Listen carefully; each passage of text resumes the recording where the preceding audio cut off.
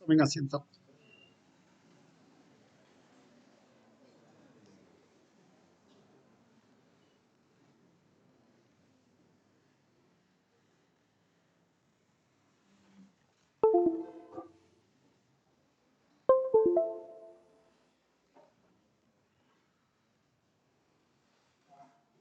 Bueno,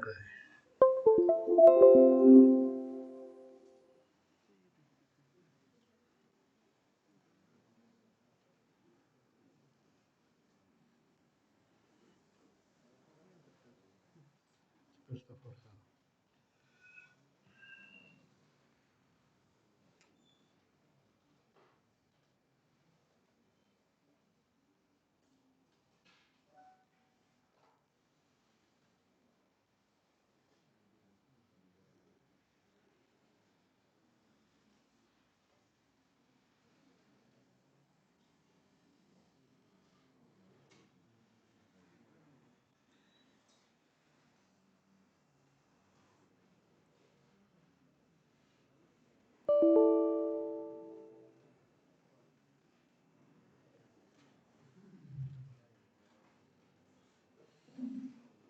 Entonces, señores,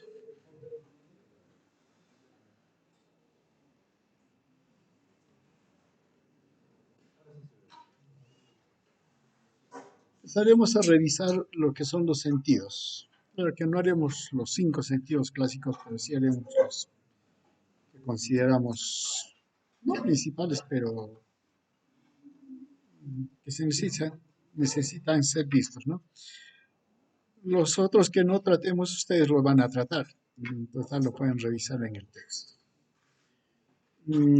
Estos 5 sentidos, los clásicos que solemos mencionar, ¿no?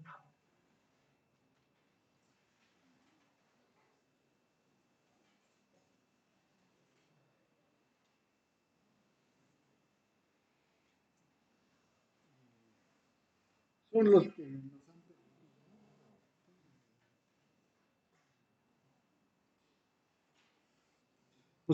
nos permiten tener contacto con el mundo exterior, ¿no? Entonces, y los clásicos son pues la vista, el oído, el olfato, el gusto y el tacto. Empezaremos con el sentido de la visión. Eh, es uno de los sentidos que ciertamente nos permite tener contacto con el mundo.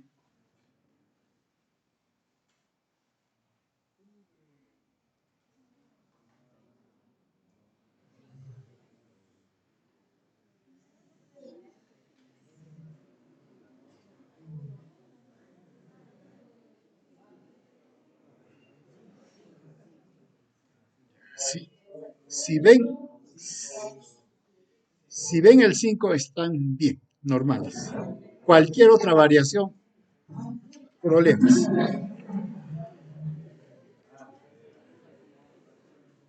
Bien, como mencionamos, la visión nos permite estar en contacto con el mundo exterior y para ello tenemos un órgano que es altamente especializado. Ustedes ya lo conocen, ¿no? El globo ocular en cuanto a su estructura, su conformación y todo lo demás. Lo que nos interesa a nosotros es que dentro de las estructuras del globo ocular los podemos dividir en dos partes, ¿no? La parte que es netamente la sensible y que permite transformar la impresión luminosa en impulsos nerviosos, y esto llega hasta el cerebro y todo lo demás, y aquellos medios por los cuales la luz puede atravesar y puede ser conducida hasta el órgano de la retina, que es órgano sensorial, ¿no? Entonces, tenemos estos dos elementos. Ahora, para esto, la luz tiene que ingresar al globo ocular y atravesar todo el globo ocular. Entonces, por lo tanto, muchas de las estructuras del globo ocular son translúcidas, que permiten el pasaje de la luz. Pero también es cierto de que estos componentes que dejan pasar la luz mm, causan una modificación en su trayecto, de tal manera que nos permita observar o formar la imagen. Y hay dos fenómenos que hay que tener en consideración en esto, ¿no? Uno, la refracción, que es el cambio de dirección y velocidad que experimenta la luz, ¿no?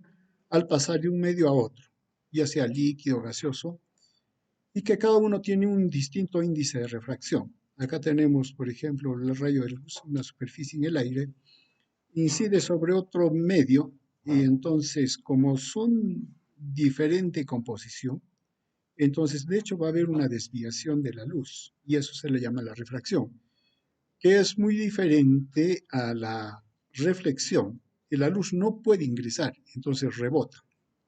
¿No? Claro que nosotros podemos ver la reflexión, eso es lo que vemos en el espejo, por ejemplo, ¿no? Pero lo que nosotros necesitamos para la visión es que en el órgano, en el globo ocular, por sus estructuras hay una refracción, una desviación de la luz de un medio a otro segundo medio. Ahora bien, es que esta refracción permite centralizar la luz en la retina y específicamente en la fovea, donde es el punto más sensible y discriminador de la luz, ¿no? O de la visión en términos generales. Ahora bien, si es así, entonces el globo ocular tiene una capacidad para hacer esa refracción y eso se mide como el índice de refracción. Y el índice de refracción se obtiene de una relación entre la velocidad de la luz en el aire y la velocidad de la luz en el medio en el cual nosotros estemos estudiando. Por ejemplo, en caso del vidrio, ¿no? La velocidad de la luz en el aire es de aproximadamente 5.000 kilómetros por segundo. En el vidrio es de 200.000 kilómetros por segundo. Esto da un índice de refracción de 1.5. Ahora bien, entonces, este índice de refracción nos da la capacidad, el poder de refracción, que es la capacidad de desviar la luz, y se mide en dioptrías. Una dioptría es la inversa de la distancia focal en metros. Entonces, que el ojo tiene un poder de refracción, sí, y está en relación a su tamaño. ¿Listo? Ahora bien, pero cada estructura tiene su propio índice de refracción. Estamos hablando de las estructuras por las cuales la luz va a pasar en el globo ocular. Está la córnea, el muro acuoso, el cristalino y el muro vítreo. Ahora bien, cada uno de ellos tiene su propio índice de refracción. Y entonces tenemos que el índice de refracción, por ejemplo, para la córnea es de 1.83.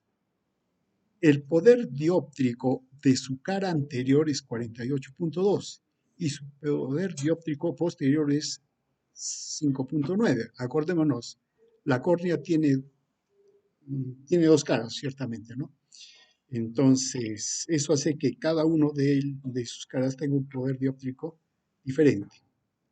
El humor acuoso es un líquido más bien, su índice de refracción es 1.33. El cristalino, pero acá tenemos más bien que el cristalino también tiene dos caras. Su índice de refracción es 1.4. El poder dióptrico anterior es de 8 y el poder dióptrico posterior es de 13.3. Esto porque el cristalino es biconvexo o bicóncavo. Biconvexo. El humor vítreo, su índice de refracción es 1.34.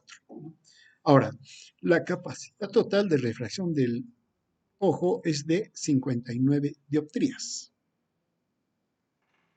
Entonces, si ustedes ponen acá 59. Y acá ponen 1, sí, 59. Y acá tenemos 1. Uno puede hallar la distancia focal. ¿Y eso qué significa para nosotros? La distancia que hay desde aquí hasta acá. Y ese es el eje transverso longitudinal del globo ocular. Es el eje anteroposterior. Listo. Muy bien. Y eso es importante más adelante. Ahora bien, el globo ocular sí distingue la luz, pero la luz es, ¿qué cosa es? Son fotones, ¿no es cierto? Que inciden sobre la retina. Entonces, la agudeza visual es la capacidad que tenga la retina o el globo ocular, si quieren, de distinguir dos haces de fotones, entre dos. Si están muy próximos, no los va a poder distinguir y lo ve como uno solo. Pero si los ve separaditos lo más posible, o lo mínimo posible, ya lo ve como dos. Esa es agudeza visual. Ahora bien, nosotros podemos distinguir, dicen, yo no sé si ustedes pondrán, a una distancia de 10 metros, diferenciar dos puntos separados por 1 milímetro. Hagamos la prueba. Esta aula, ¿cuánto tiene? 10 metros.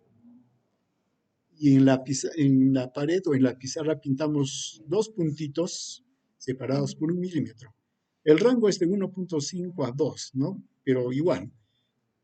Y entonces, el globo ocular tiene la capacidad de distinguir esos dos puntitos separados por 1 milímetro desde 10 metros.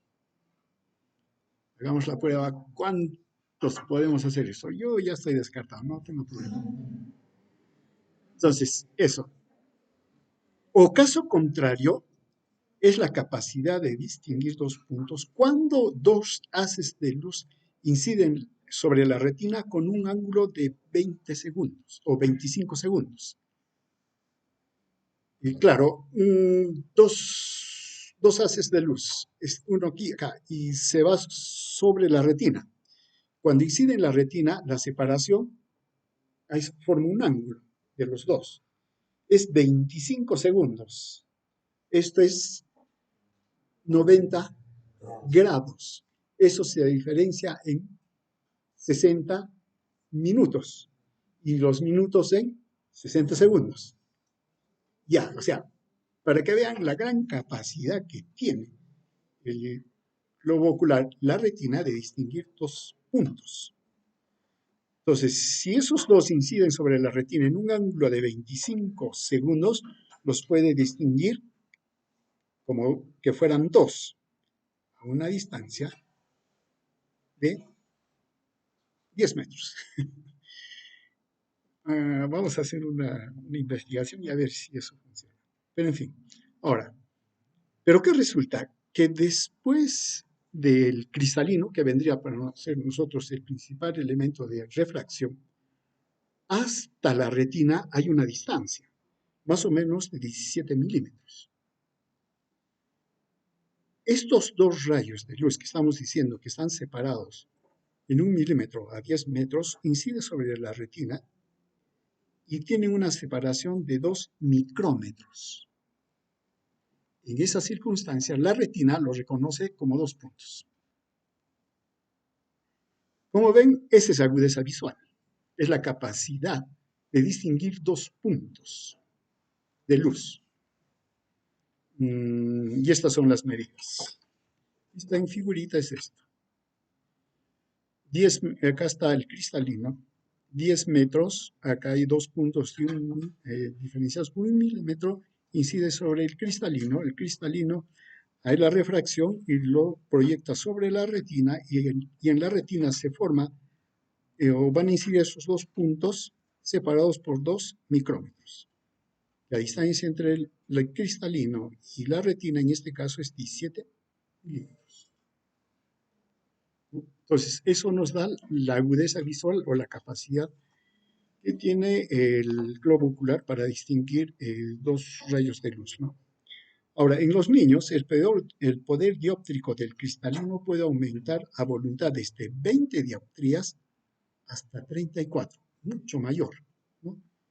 Su acomodación es de 14 dioptrías. Con la edad, claro, el cristalino se va volviendo menos elástico, entonces se va volviendo más rigidez, entonces la capacidad de refracción es menor, ¿no? Ahora bien, esto nos permite que en un eje normal, en un ojo normal, el enfoque sea en la retina de manera normal. Ahora, pero si hay alteraciones en la refracción, entonces vamos a tener o la imagen se forma antes de la retina, entonces tenemos un enfoque miope, o detrás de la retina, y entonces tenemos un enfoque hipermétrope. Veamos, acá hay dos cosas.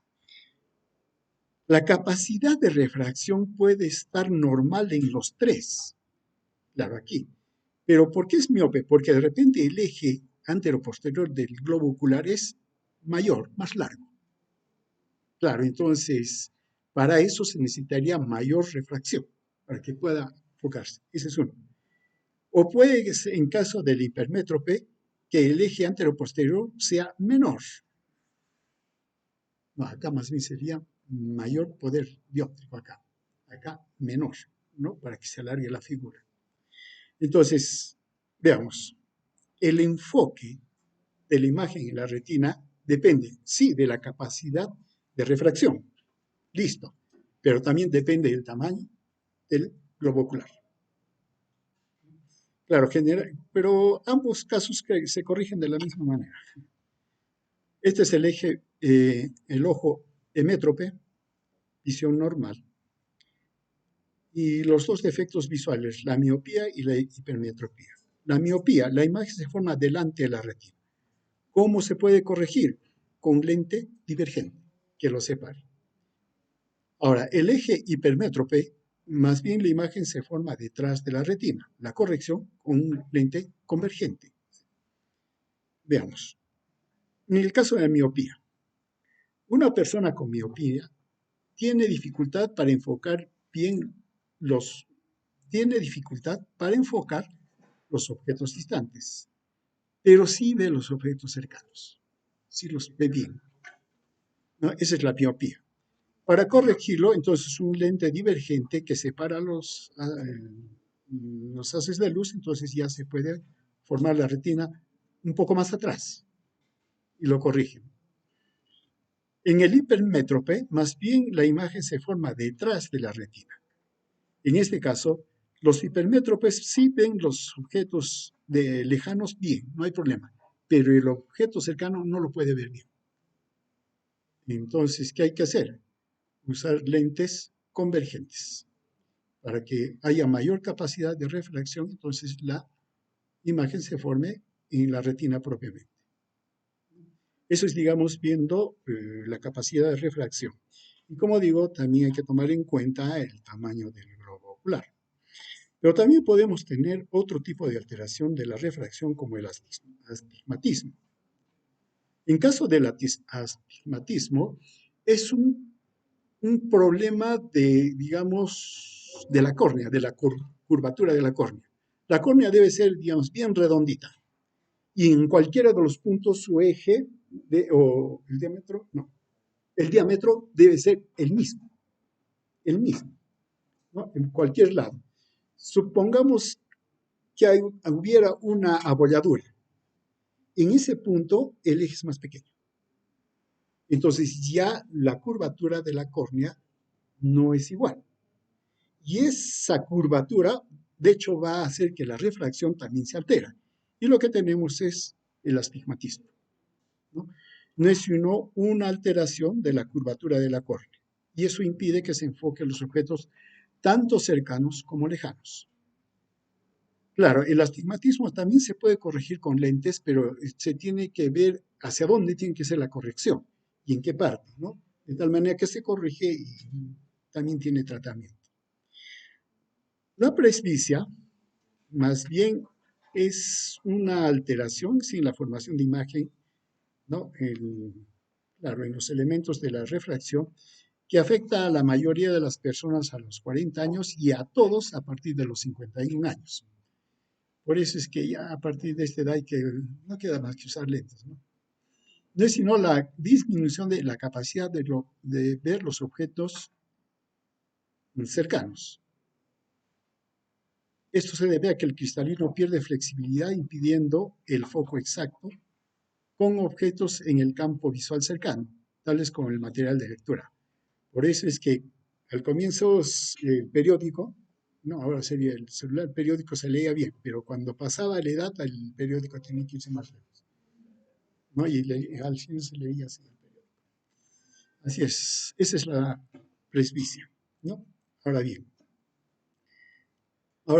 la presbicia, y puede también haber hipermetropía, y más bien hay pérdida de ambas visiones, a la distancia y a la distancia y a la visión cercana, a las dos. Después de los 40 años, inclusive sin haber usado nunca anteojos o lentes de contacto. Entonces, la presbicia es, sí, la capacidad que tiene, la disminución que tiene el globo ocular para poder formar las imágenes en la retina, ¿no? Y esto por una disminución de la flexibilidad del cristalino. El cristalino, para tener mayor capacidad de refracción, tiene que volverse mucho más convexo, ¿no? Y eso significa elasticidad. ¿Y eso cómo se forma? Soltando o jalando la zónula de zinc. La zónula de zinc es la que sustenta al cristalino, ¿cierto? En su marco, que le da la córnea. Ya, si la zónula de zinc, que es el ligamento que sujeta al cristalino, se tensa, ¿qué pasa con el cristalino? Se vuelve más convexo, menos convexo. Si lo está jalando, menos convexo, más plano. Si se suelta la zónula de zinc, por flexibilidad, el cristalino se vuelve mucho más convexo. Y si es mucho más convexo, tiene mayor capacidad de refracción. Pero como se está perdiendo flexibilidad, ya se vuelve rígido, ya no es mucho más, ya no es más convexo y su capacidad de refracción disminuye. Y la figura se forma detrás de la retina. Eso sucede con la edad. Eso es la presbicia. Y claro, otro problema que se tiene a este nivel de los elementos refractores del globo ocular es la catarata, que no es sino la opacidad del cristalino. Antes sí, una opacidad del cristalino ya era sentenciarlo a la ceguera, ¿no? Pero hoy día sacan el cristalino, ponen otro lente y normal, no hay problema. Ahora ¿no? Se saca el cristalino y se pone otro lentecito y listo. Muy bien, eso con los elementos la, de la refracción para que se forme la imagen en la retina. Listo. Ahora sí nos dedicamos a este órgano de transducción, ¿no? Harto sabemos que las células sensoriales que convierten la luz en impulsos nerviosos son los sensores, conos y bastones. ¿Listo? Y que están ubicados, digamos, en la retina, etcétera, etcétera. Y de ello se origina el nervio óptico. Veamos. Hay dos tipos de células fotorreceptoras, los bastones y los conos. Son diferentes porque, claro, uno tiene una forma alargada y el otro tiene una forma de un cono, ¿no? Pero tienen más o menos el mismo diseño. Tienen un segmento externo donde están los discos y aquí se encuentran los fotopigmentos. Aquí. Luego tiene un cilio o una parte estrecha que lo uno con el segmento interno, que sería la parte metabólica de la célula. Y acá está el núcleo y un terminal sináptico donde hace sinapsis, obviamente, ¿con qué neurona? ¿O con qué célula? La célula bipolar, ¿no? Y después de la bipolar está la ganglionar, ¿no? Listo. Eh, en caso de los conos, también tiene el mismo, las las mismas partes, ¿no? Segmento externo, segmento interno y el botón terminal, con todo lo demás, ¿no? Ahora, los conos y los bastones en la retina tienen una distribución diferenciada. Hacia la fovea hay más conos, y es más, la fovea casi está formada solo por conos, mientras que se va alejando de la fovea en la retina, a la periferia están los bastones. En buena cuenta, en la periferia están los bastones, ¿no? Entonces se concentran los conos en la fovea y los bastones están más en la periferia. Bien, y aquí tenemos, ¿no? Si tomamos en cuenta la retina, miren, la luz incide sobre el globo ocular, tiene que atravesar prácticamente los conos, o las células ganglionares, que son las que forman el nervio, las células bipolares y los conos y bastones, ¿no? Hasta aquí tiene que llegar. Ahora, como la luz tiene que atravesar prácticamente todo esto, en la fovea, digamos, en la fovea lo que pasa es de que hay una orientación, ¿no? Los conos que están aquí se unen con las células bipolares y esto con los ganglios. Pero miren, deja prácticamente que la luz pueda llegar directamente a la capa de los conos y bastones. En este punto la luz entra sin mucha dificultad, mientras si ingresa por este otro lado tiene que atravesar a las otras tres capas. Por eso se pierde sensibilidad. Aquí no, es más sensible. Y por eso que también los conos acá están más concentrados. Entonces, ese es el punto donde nosotros podemos ver mucho más exacto. Más bien el punto en el que se forma el nervio, ¿cómo se llama eso? Ese punto. ¿Cómo se llama ese punto? Donde, miren, todas las células ganglionares se van reuniendo y van a formar finalmente el nervio. Y el nervio va no está acá el nervio, ¿dónde está el nervio? Ya. Conocido como el punto ciego. Es que ahí hay prácticamente solo el nervio, no hay conos. Y es fácil diferenciarlo. Tomen una hoja de papel, separen más o menos ¿cuánto? Unos 5 centímetros, marcan una cruz y marcan una X. Miran la X o la cruz y van acercando poco a poco, hasta un momento que el otro va a desaparecer. Va a desaparecer. Y ahí entonces están, digamos, la figura que sí se han visto la cruz. La X ha caído en el campo de la retina donde se forma el nervio. Por eso es que no lo ven. O sea, ¿tenemos un punto ciego? Sí, tenemos un punto ciego. Después vemos cómo el sistema visual lo recupera. Muy bien. Estas células que son los fotorreceptores son bastones o conos, ¿no?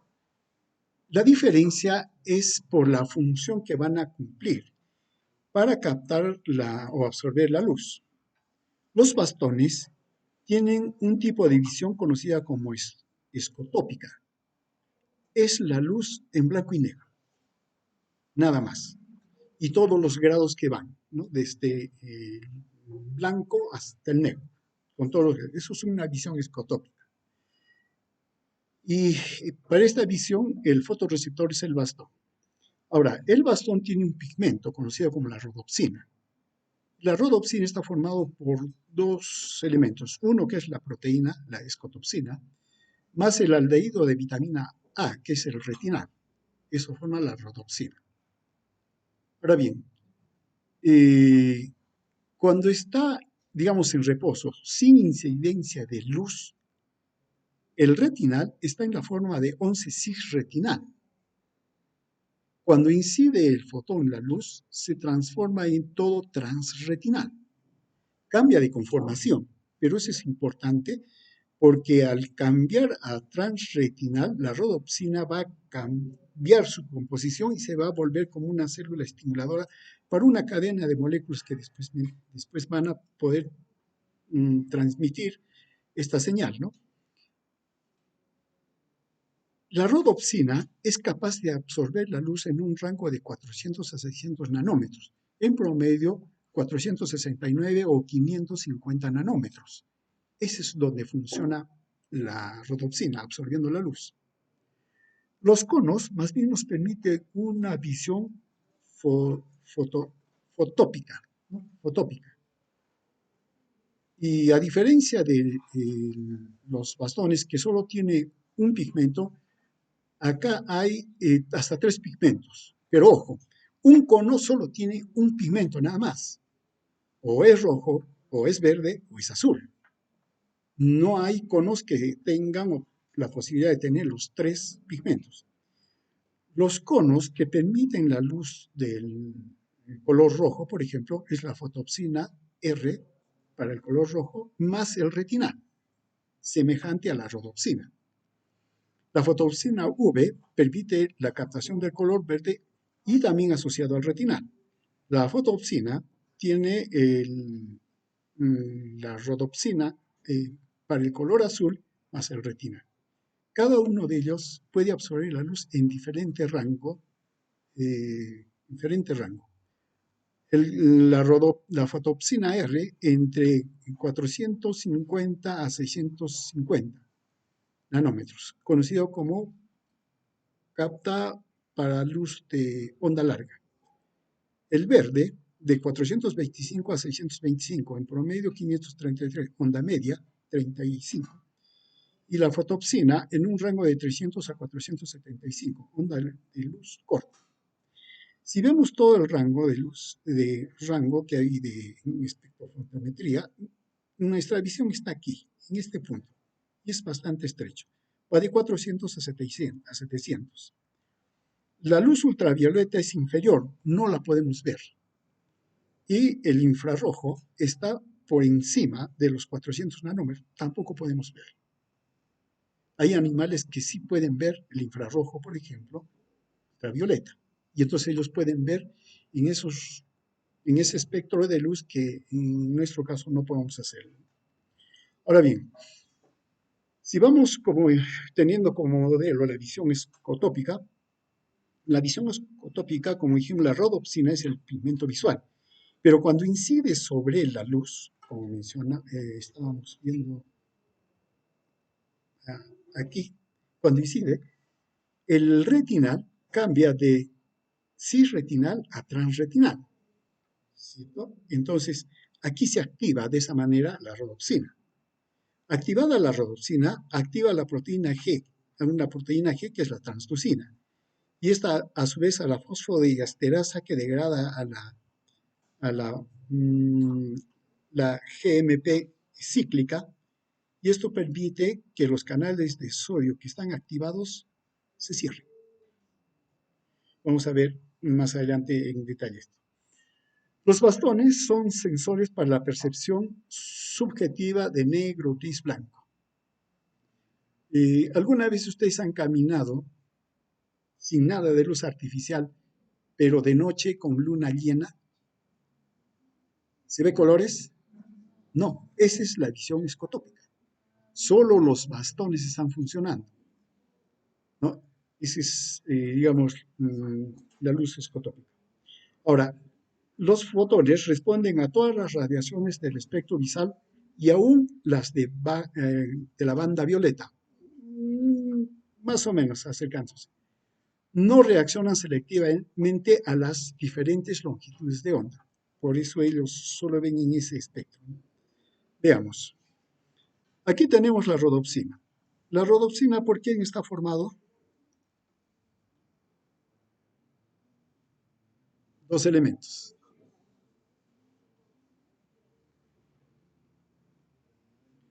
La escotopsina y el retinal. Listo. Ahora, el retinal, cuando no incide la luz, está como cisretinal. Cuando incide la luz, está como transretinal. Listo. Entonces acá tenemos la rodopsina. Incide la luz lumínica y cambia su conformación. hay varios pasos, ¿no? Está la vatorrodopsina, lumirrodopsina, etcétera, etcétera. Ya, lo que nos interesa es que la rodopsina se convierte en metadorropsina 2, que es la rodopsina activa. Entonces, ¿esto qué significa? Que aquí el retinal, ¿en qué estado está? ¿Cis o transretinal? Transretinal. Y se separan. Se separa la rodopsina o eh, mm, la escotopsina, es su nombre, escotopsina, pero como metadorrodopsina, se separa del retinal, pero el retinal está como transretinal. Pero lo que nos ha interesado es que la metadorropsina 2 se ha producido, que es la forma activa de la rodopsina. Después seguiremos con ella. ¿Listo? Muy bien. Aquí se ha separado la rodopsina o la metadorropsina y del retinal, pero que está en trans. Ahora, para que vuelva a funcionar, se tiene que recomponer la rodopsina. Entonces, aquí entran varias enzimas, que son las isomerasas, que convierten el transretinal en cisretinal. Y formado el cisretinal, sí se une a la escotopsina y ya tenemos nuevamente la rodopsina. ¿Listo? Entonces está dando vueltas aquí. Y la rodopsina nuevamente se separará y se convertirá en todo transretinal si viene un fotón de luz. Muy bien, entonces esto es lo que está funcionando. Incide la luz, se activa, se separa, tiene que volverse, para eso la isomerasa lo vuelve a convertir de trans a cisretinal y se une, ¿no? Muy bien. Ahora, ¿qué más tenemos aquí? ¿Qué tiene que ver la vitamina A? La vitamina A, que es el retinol, cuando lo consumimos lo tenemos como transretinol. Listo. Para eso se puede convertir en todo transretinal, sí, pero también todo transretinal puede convertirse a retinol, vitamina A. Listo. Ahora, si está en todo transretinol, la vitamina A, por una isomerasa se convierte en 11-cisretinol y luego en cisretinal. Y has incorporado a todo este circuito para digamos, la fisiología de la luz, de captación de la luz, ¿no? Ahora bien, con el tiempo esto se gasta. Entonces, la forma de recomponer o de tener siempre el cisretinal es a través de la vitamina A. O entra por aquí o entra por acá. Y lo tenemos. ¿Qué pasa si no hay vitamina A? Claro, no vamos a tener finalmente cisretinal. Y si no hay cisretinal, no hay rodopsina. Y entonces no hay el pigmento para que podamos captar la luz. Y eso se llama ceguera nocturna. ¿Cómo se recompone? Bueno, dando vitamina A, ¿no es cierto? Claro que hoy en día es muy raro, por lo menos no se ha debido de tomar nada de vitamina unos 2, 3 meses, porque el hígado tiene una gran reserva de vitamina A. Entonces es muy raro. Si alguien tiene ceguera nocturna, es porque está carente de vitamina por mucho tiempo. Bien, ahora vayamos al fotorreceptor. Como mencionamos, tiene dos segmentos, un segmento externo y un segmento interno. ¿Cómo funcionan estos receptores? En el segmento externo hay canales de sodio activados por GMP cíclico y dejan pasar sodio. Las condiciones de reposo de esta célula es de menos 40 milivoltios. Si ingresa sodio, ¿qué pasa con los menos 40 milivoltios? Se vuelve más negativo, menos negativo. Menos negativo. Para evitar eso, en el segmento interno están los canales selectivos de potasio y dejan salir al potasio.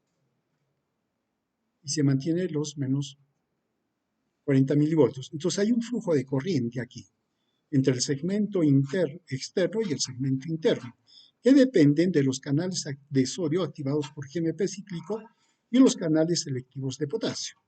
Están aquí y mantienen. Ahora bien, esto sucede en la oscuridad. Si en la oscuridad lo que va a haber es una activación de toda la cadena que vamos a ver, pero al final lo que sucede es que el GMP cíclico disminuye.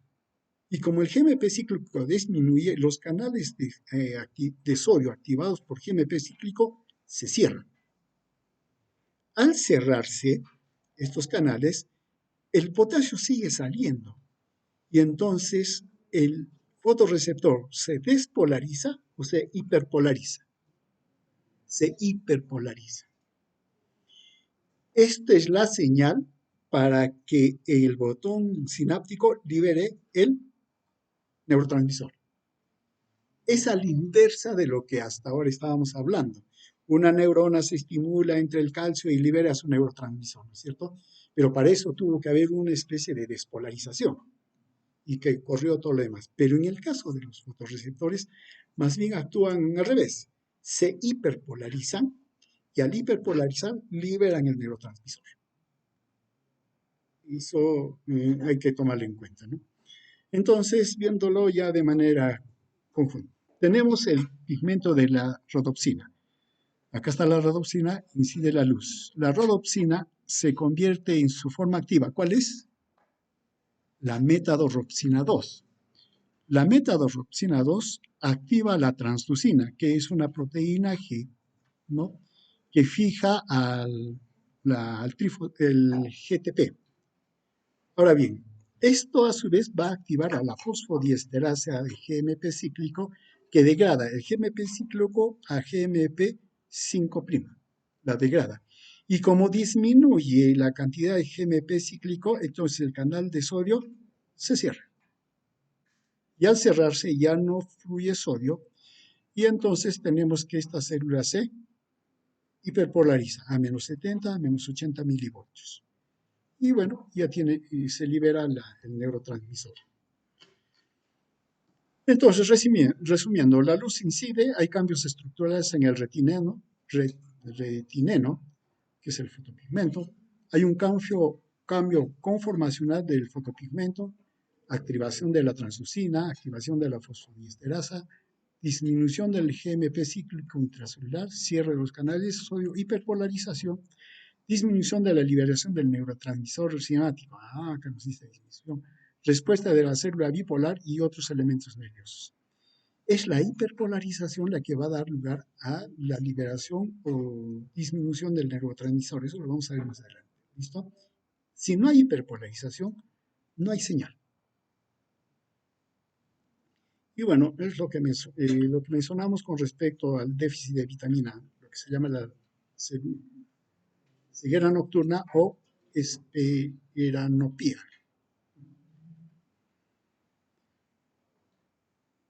Ahora bien, en cuanto a la visión fotópica, aquí son tres pigmentos, ¿no? Mencionamos, que nos permite ver el color verde, perdón, rojo, verde y azul, conocidos como los colores primarios para nosotros, ¿no? Su estructura es igual. Tiene un pigmento, en este caso fotopsina R, fotopsina V o fotopsina A, dependiendo rojo, verde, azul respectivamente, más el retinal. Y el rango de absorción de luz en el cual trabaja. Listo. Ahora bien, estos tres tipos de fotorreceptores, ¿no?, permiten captar y dependiendo de cuántos son estimulados, ¿no?, lo que va a haber es entonces una combinación de estas señales y van a venir todos los colores posteriormente. Y cuando todos los fotorreceptores de estos tres tipos son estimulados, tenemos el color blanco. El blanco es la combinación de todos los colores. Ahora bien, a esto le llamamos picomatrismo, ¿no? Y se debe a la fisiología retiniana y no a las propiedades de la luz. Claro, la luz tiene diferente longitud de onda y de ahí nosotros lo percibimos en diferente color. Entonces, la retina es la que hace esa diferenciación porque maneja diferentes longitudes de onda de la luz. Los conos son sensibles a la luz S, longitud de onda corta. Los conos hay conos que son sensibles a la luz verde, longitud de onda intermedia, y conos sensibles al color rojo, longitud de onda larga, conocidos como conos S, M y L, ¿no? Respectivamente. Ahora bien, ¿puede haber defecto en la visión cromática que estamos mencionando? Sí. Por ejemplo, si hay deficiencia de la visión del color rojo, acá tenemos propanotomía, propanopía.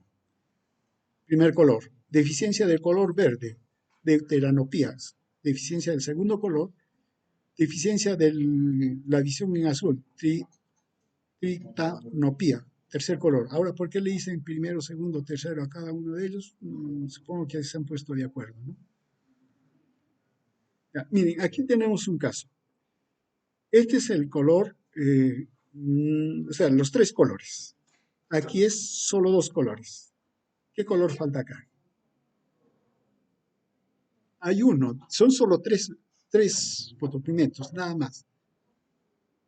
Acá están los tres. Aquí están solo dos. Por eso que la persona que tuviera este problema de daltonismo ve estas mismas frutas que lo vemos acá de color y todo, y lo ve solamente de esta manera. ¿Qué color falta? El, falta un color, falta un pigmento. ¿El verde, el rojo o el azul?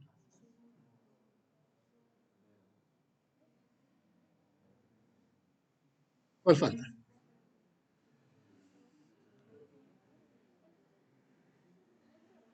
Falta el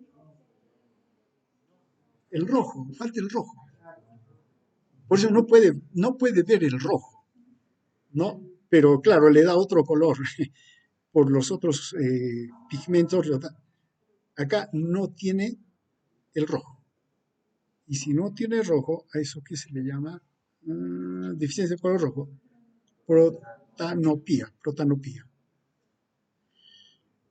Y así, ya. En la visión del color, ¿no? Están los mismos cromóforos, pero diferentes opsinas. El retinal es el mismo. Las opsinas son las que son diferentes.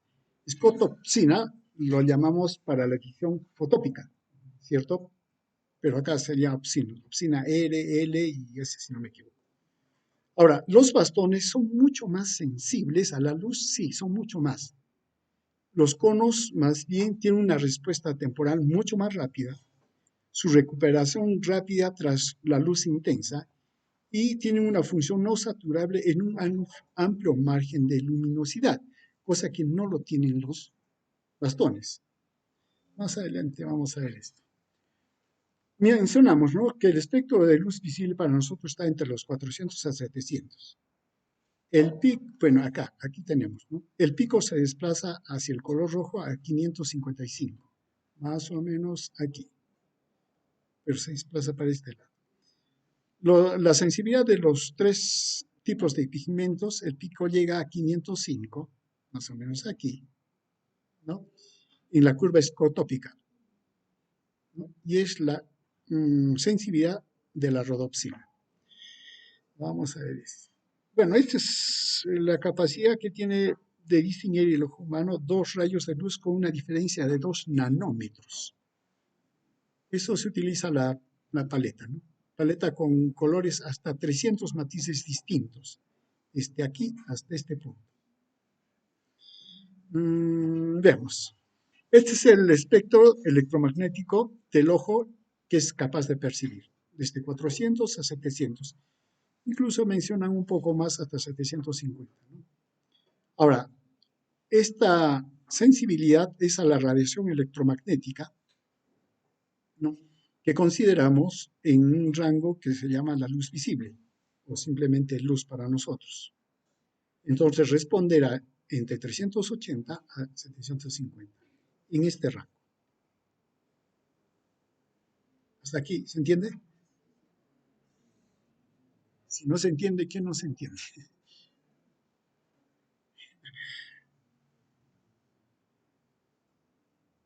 Veamos. Acá.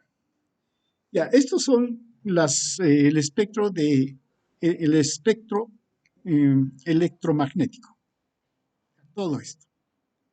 Están los rayos cósmicos, rayos gamma, rayos X, el ultravioleta, el infrarrojo, el espectro electromagnético del radar, ¿no? Las ondas de radio, acá están, ¿no? Etcétera. Están aquí. Pero en ese espectro, entre los 400 nanómetros a 750, acá nos pone 380, aquí está el espectro de luz visible para el ojo humano. ¿Eso qué significa? Que en esas medidas, este espectro electromagnético, el globo ocular capta la luz. Allí, ¿listo?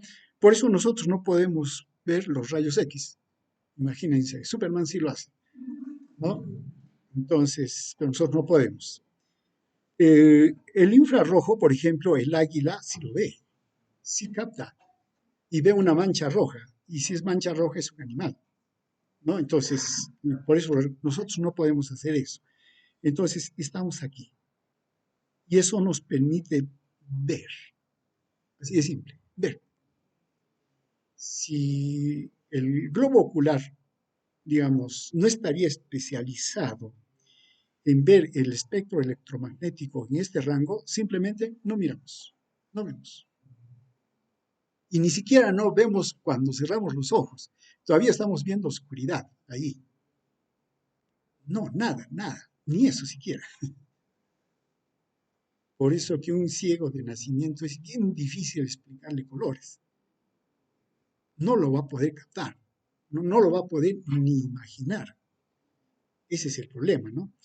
Entonces, nosotros, el globo ocular nos permite solo captar este espectro electromagnético en este punto.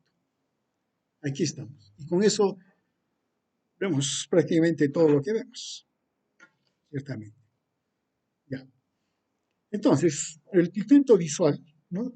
Es una opción más el retineno o retinal, que es el aldehído de la vitamina A. Están los bastones, está la rodopsina, ¿no? Más el cisretinal y todo lo demás. Los conos, bueno, tienen diferentes nombres, ¿no? Pero tienen también sus opsinas que son específicas, ¿no? Y aquí más o menos la absorción de luz dependiendo del fotopigmento, el color azul, el color verde y el rojo. Están aquí. Y acá están los bastones. Aquí está. Entonces tenemos todo este rango de espectrofotómetro que podemos observar. Ya. ¿Hasta acá se captó mejor? Sí, ya. Sigamos adelante. Mm. Nos ha sucedido que si estamos así en la luz, o estamos afuera, ¿no? Hay luz todo, luego entramos a una habitación que tiene baja luz. ¿Podemos ver? No, no podemos ver. ¿Qué ha sucedido? Pero pasa un tiempo y ya uno empieza a ver, ¿no? Listo. Cuando hemos estado afuera y había harta luz, ha habido la adaptación a la luz. Eso se llama. ¿Por qué? Como hay mucha luz y si los fotopigmentos funcionaran, dañarían a la retina. Entonces se establecen mecanismos para que no respondan y son pocos los que van respondiendo, porque hay cantidad de luz, entonces se puede captar. Pero cuando entramos a la habitación oscura, más bien tenemos que adaptarnos a la oscuridad, que es el fenómeno contrario. Muy bien. Y aquí tenemos esto de la adaptación eh, a la oscuridad que se llama, ¿no? Porque esto se hace en la oscuridad. Para esto la persona estuvo afuera, en plena luz, ¿no? Y ingresó a la habitación, a la oscuridad. Listo. ¿Qué sucede? Acá está el tiempo y acá la sensibilidad de la retina. ¿No?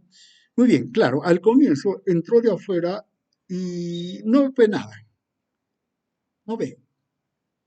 pero pronto empieza a ya distinguir y los primeros que se van adaptando son los conos. Ya se va percibiendo. Los bastones son mucho más lentos, pero su capacidad de adaptación es mucho mayor. Por eso que nosotros sí podemos ver en esas condiciones de poca luz, pero no vemos colores. A pesar de que los conos son los que sí se recuperaron más rápido, pero su sensibilidad todavía sigue siendo baja. Y es verdad, los conos son menos sensibles a la luz que los bastones. Son menos sensibles. Por eso, si no hay buena luz, no distinguimos los colores, no distinguimos los detalles. Mientras que con los bastones con poca luz sí podemos, pero tampoco discriminamos muy bien.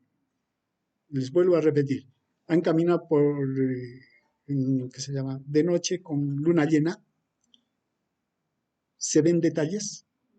No se ven, pero distinguimos todo, ¿no? Pero no vemos detalles, solo vamos a ver detalles cuando los conos están funcionando y sí nos permiten discriminar, ¿no? Los detalles. Eso se llama discriminación más bien. Pues miren, entonces, en la adaptación a la oscuridad, los bastones, que son mucho más sensibles a la luz, son los que más se adaptan y tienen mayor capacidad de adaptación que los conos. Los conos no tienen mucha capacidad de adaptación, a pesar que sí son los primeros en que van captando, pero digamos, su sensibilidad a la luz es baja. Necesitan altos niveles de luz para poder ser estimulados. Muy bien. Claro, esto es para poder ver la capacidad de discriminación que tienen los conos y los bastones, y con eso la capacidad de ver las figuras. Claro, el autor de esto fue este señor japonés, conocidas como hoy en día las cartas de Ishihara. Y sí, es parte de la evaluación visual que se hace, ¿no? Claro, esto no es agudeza visual, eso no es agudeza, ya lo vimos, ¿no? Pero es para discriminar.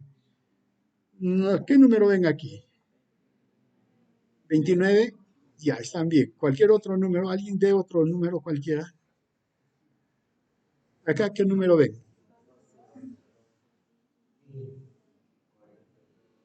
Ya, miren, si ven 42 es normal, pero si es ciego al rojo, entonces van a ver 2, un número 2.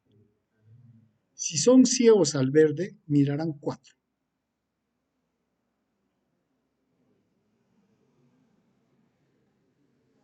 Claro, eso también tiene sus interpretaciones, pero eso estamos viendo. A ver, a ver, a ver.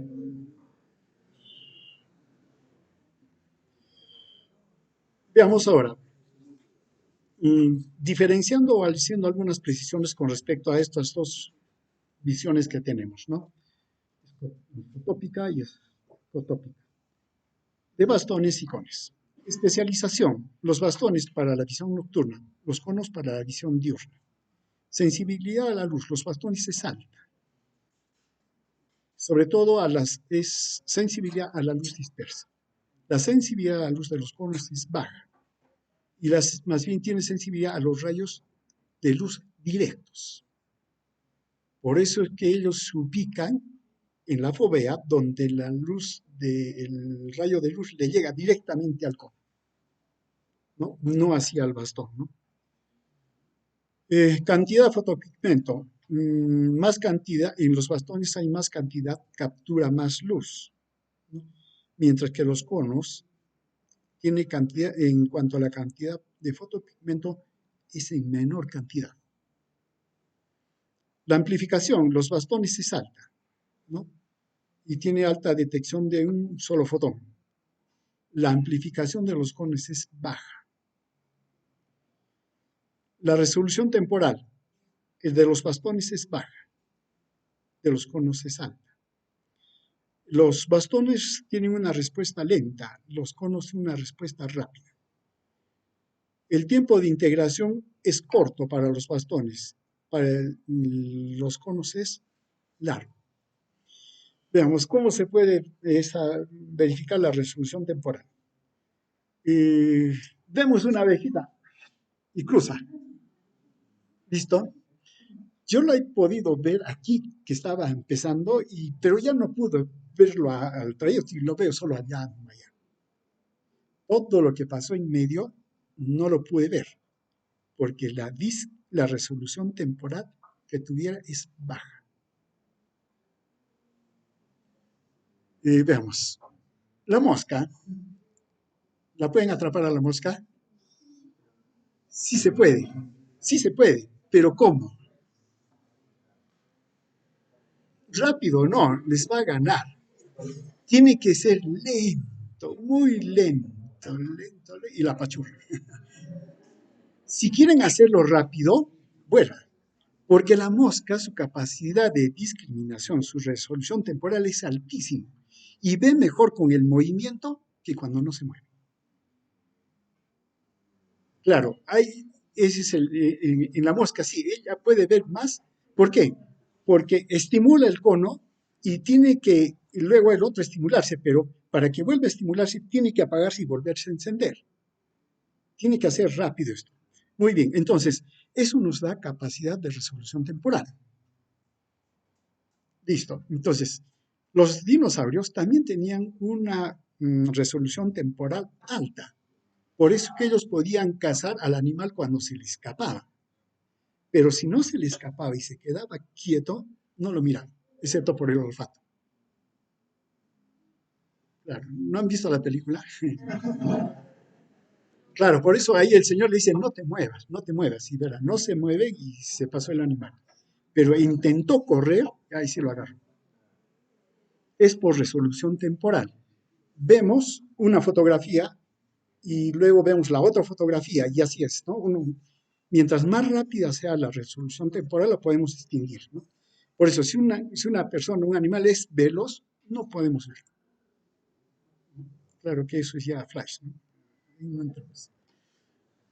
Muy bien, hasta aquí en la captación. Ahora nos queda cómo de la retina entra hasta el cerebro. Lo mismo, ¿alguna pregunta hasta aquí? ¿Podría decir que los colores no existen?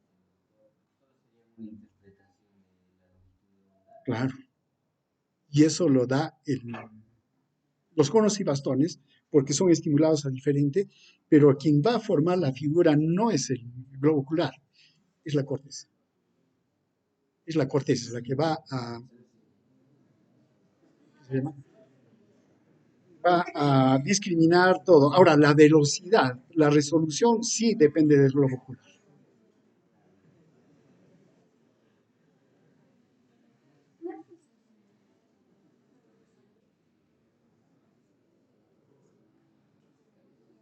Un poquito más fuerte. Uh -huh.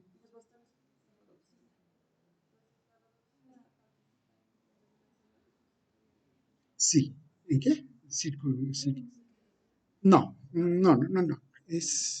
Yo diría, la visión gruesa es lo que da el ritmo circadiano. Sí, la visión gruesa.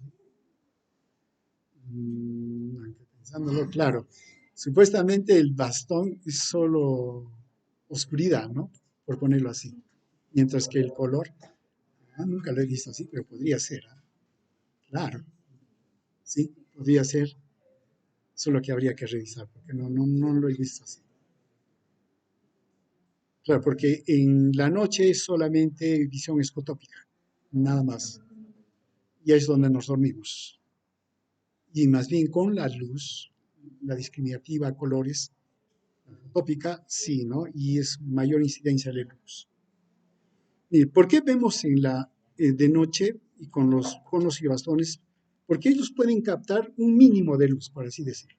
Su sensibilidad es alta. Mientras que los conos, su sensibilidad es baja, entonces se necesita más luz. Si lo interpretamos así, claro, eso podría estar definiendo nuestro ciclo circadiano. Claro, conos y bastones tendría, pero en ese comportamiento, ¿no? Sí, podría ser, ¿eh? Habría que revisar. Sí, sí. Ya, muy bien. Veamos.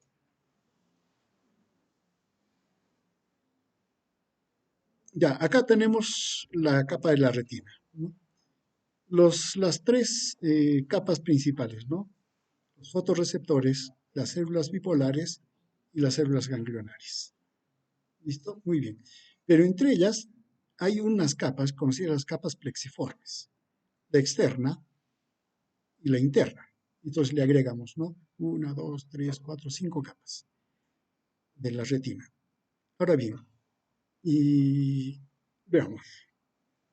A ver, claro, ya los fotorreceptores eh, mm, transducen la señal hacia las células bipolares y las bipolares a las células ganglionares. Bien, aquí veamos. Acá tenemos las mismas capas, ¿no? Pero miren, ¿qué sucede? Acá están los conos, acá están los bastones.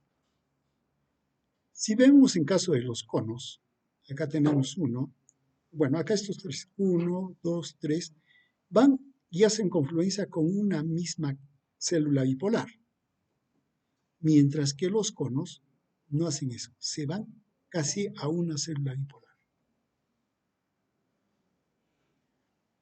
¿Quién está integrando más?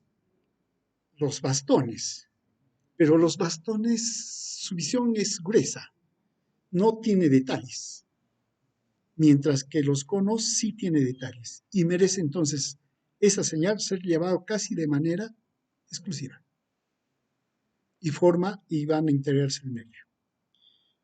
Ahora bien, entonces, esta es otra, digamos, otra característica para que la visión, tanto con conos o bastones, sea diferente, ¿no?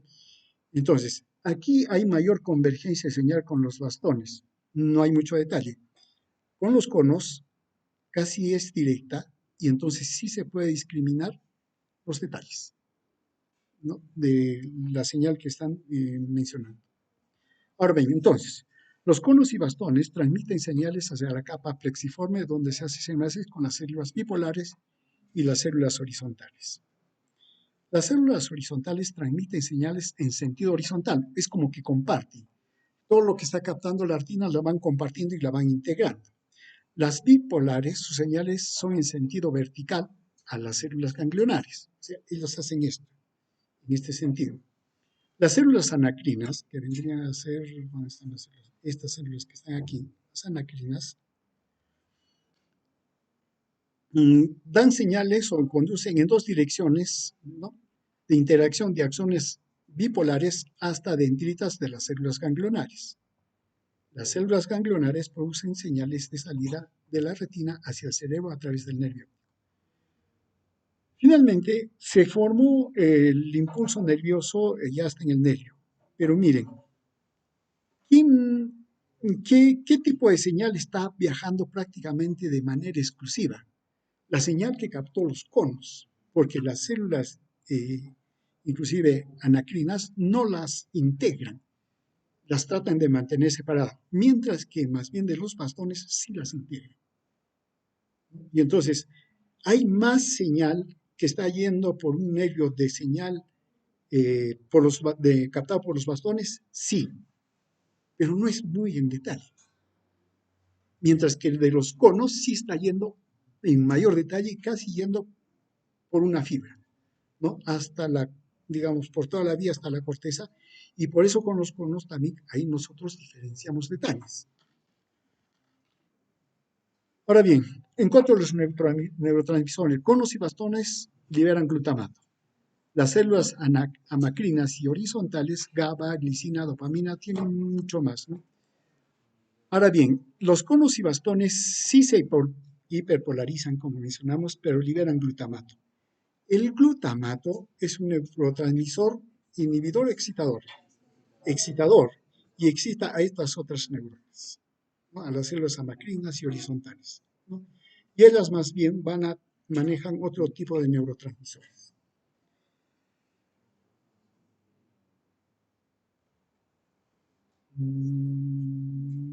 Lo vamos a dejar aquí, porque quiero que hasta aquí la idea esté clara. ¿Listo? Porque lo que viene ya es un poco más complicadito. Pero sí.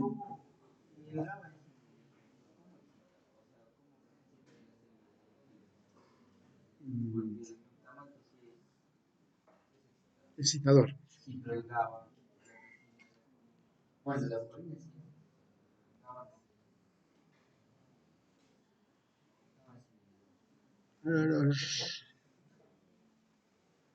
Mm, ya, tiene que ver con lo que vamos a ver acá. Definición lateral. Claro, hasta ahora estamos yendo con la idea de que el cono o bastón capta pasa a la célula bipolar y luego al ganglionar y tenemos el nervio. Pero para que la señal sea discriminatoria, uno, de manera espacial y temporal, tiene que haber inhibiciones. Si no, es, ¿qué digo? Miraríamos y sería como una foto. Hasta que llegue al cerebro y todo lo demás es una foto. Luego otra visión y hasta que llegue al fondo. O sea, estaríamos viendo de esa manera, como fotos, fotos, fotos, fotos. Pero nosotros no vemos así. Vemos movimiento, todo. Entonces, cuando hay una señal que está viniendo de la abejita, hay otras señales del resto, deben ser no bloqueadas, porque seguimos viendo, pero tienen que ser inhibidas. ¿Por qué? Porque yo necesito ver el detalle. Lo otro no necesito. Entonces, a la otra vía, no es que se la apague, pero sí se la inhibe. Es igual, ¿no? Y si ustedes ven una figura puntual, ven los detalles, pero siguen viendo lo demás, pero no ven los detalles. No se ven los detalles, a menos que dirijamos la vista allí. Entonces, ¿qué significa? Lo que se está captando alrededor debe ser un poco como un disminuido, para que podamos ver el detalle que uno está queriendo enfocar, percibir. Entonces, sí se necesita ese otro tipo de transmisores. Listo, muy bien. Entonces, hasta aquí lo dejamos.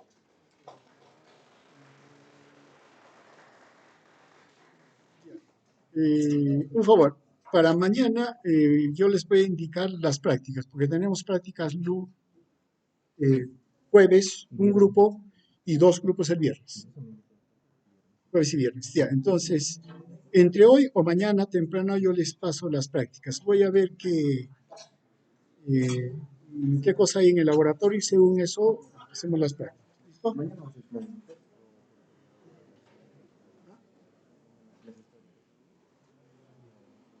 Sí, normal. Mañana es, sí, mañana normal. Terminamos con esto.